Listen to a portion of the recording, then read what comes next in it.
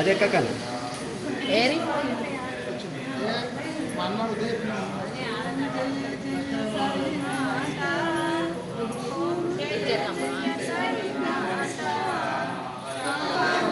శిరిడి నివాస ఆపద భక్తుల రోజే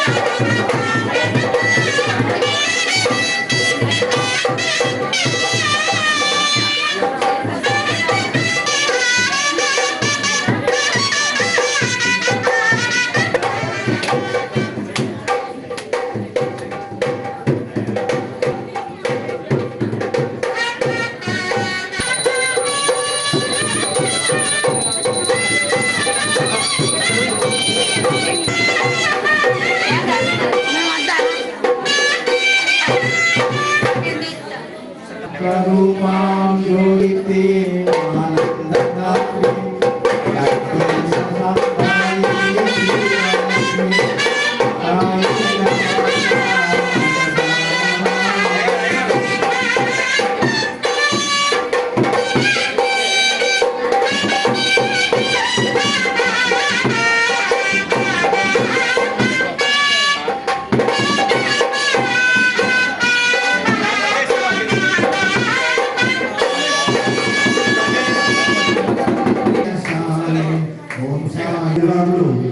జిల్లా ప్రభాకర్ గారు వచ్చి నాయకులను సమర్పించాలని కోరుతున్నాను. ఓం నమో భగవతే విఘ్నరాజాయ ఓం నమో భగవతే విఘ్నరాజ మహాదేవ శంభో కాశీ విశ్వనాథ కరుణామయ నలుగము నిల్లెప్పుడు ఆంజనేయ స్థానిక శ్రీరామపల్లిలో తను సర్వస్వం నాయకులను సమర్పించాలని కనక దుర్గమ్మ మామూరు శాంతి వినివై సద్గతి నీవై పరమేశ్వర శంభుని యోగీశ్వరి నీవై శాస్త్రములో నీవే వేదములో నీవే యోగములో నీవే భాగములో నీవే నువ్వు లేని జగమే శూన్యంబుకారా లలితాంబరూపం లావణ్య తేజం గుడ్డివాడు ఉంటాడండి. ఆయన చిన్నప్పుడు క్లాస్మేట్తో కలుద్దామని చెప్పి ఆయన స్నేహితుల దగ్గరికి వెళ్ళాడు. వెళ్ళిన తర్వాత వాళ్ళిద్దరూ కూర్చొని మాట్లాడుతున్నారు. క్లాస్మేట్ అంటే తెలుసు కదండి ఎలా ఉంటుంది, చిన్నప్పటి విషయాలని మాట్లాడుతూ సమయం తెలియలేదు. సాయంకాలం సంధ్యాకాలం అయిపోయింది, సాయంత్రం అయిపోయింది, నువ్వు జాగ్రత్తగా వెళ్ళు అని అంటే సరే వెళ్తానని ఆయన గుర్తుపడి అన్నారు. ఇప్పుడు అలా అనకూడదండి, దివ్యాంగులు అనాలి, మనకు అర్థం అవడానికి అలా అంటున్నాను.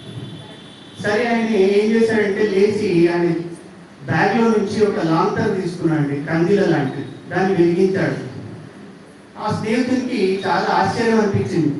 అరే ఆయన కళ్ళే లేవు, గుడ్డివాడు, లాంతర్ ఉన్నా ఒకటే లేకున్నా ఒకటే కదా, ఎందుకు వెలిగించాడు అని ఆ స్నేహితుని అడిగాడు గుడ్డివాడిని, ఎందుకయ్యా నువ్వు లాంతర్ వెలిగించావు? ఆయన అంటాడు, నాకు కూడా తెలుసు, అది నాకు పని చేయదు, అది ఉన్నా ఒకటే లేకున్నా ఒకటే, అది వెలిగించింది నా కోసం కాదు, నేను వెళ్తూ ఉంటే నేను ఒకటి వస్తున్నానని ఎదుటి వారికి తెలుసడానికి కోసం నేను వెలిగించాను. సంసారంలో మాయలో పడి కళ్ళున్నా కూడా అమ్మవారిని చూడలేకపోతున్నాం. చూద్దామని అందరికీ ఉంది, కానీ సర్వదా సర్వదాస్మాకం సన్నిధిం అజ్ఞానతిమిరాంధస్య జ్ఞానాంజనశలాకయా చక్షురున్మీలితం జయేన తస్మై శ్రీ గురవే నమః. శృతి స్మృతి పురాణానాం ఆలయం కరుణాలయం నమామి భగవత్పాద శంకరం లోకశంకరం. అంటే ఎక్కడో గుట్టల నుంచి పారేటువంటి ఆ నీళ్ళని పారుతూ ఏమైపోయింది, అడవిలో ఉండేటువంటి ఒక పాము పుట్టలపై నుంచి, నీళ్ళలో ఉండే విష జంతువులపై నుంచి ఆ ప్రవాహం ఒక్కసారి ఆ పుట్టకు తాకేసరికి ఎవరో పుట్టను తీసివేస్తున్నారు అనేటువంటి ఆ ఉక్రోషముతో ఆ పాము ఏం చేస్తుంది, విషాన్ని బయటకు కక్కుతుంది. అట్లా విష జంతువులు ఏమున్నారో ఆ జలంలో విషాన్ని కక్కడం ద్వారా జలమంతా, మరి దీన్ని ఎవరు కాపాడాలి? ఎవరికైనా ఒక నదిని కాపాడతాం, నదిని మూయగలుగుతాం. సముద్రము ఎన్ని నదులు మూస్తాం, ఎన్ని సముద్రాలు మూస్తాం. అందుకని ఏం చేసినారు ఋషులంతా ప్రార్థన చేసినారు, స్వామి కలికాలంలో నిన్ను అర్చించే వాళ్ళు ఉండరు, నిన్ను పూజించే వాళ్ళు ఉండరు, నీ అంతటా నీవు దిగి వచ్చి నేనున్నాను అని చెప్తే నమ్మే వాళ్ళే ఉండరు, అయినా నువ్వు మమ్మల్ని కాపాడాలి.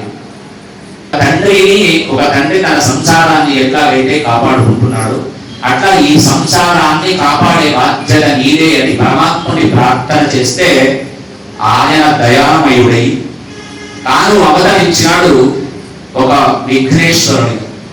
విఘ్నేశ్వరుడిగా అవతరించే కన్నా ముందు మనం పూజించేది శ్రావణ మాసంలో అందరూ పసుపు కుంకుమలతో ఆరాధన ప్రారంభమవుతుంది.